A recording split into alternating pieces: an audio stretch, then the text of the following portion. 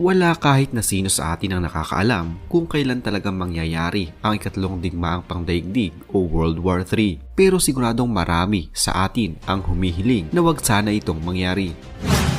Subalit sa lumalalang iringan ng mga bansa, bunsod ng kani-kanilang pagpapalakas at pagpapayaman, tila mas nalalapit na tayo sa katotohanang posibleng ang mangyari ito. Ano nga kaya ang magiging itsura ng makabagong digmaang ito? Anong mga bansa ang masasangkot at ano ang mga pinakamapipinsalang bansa?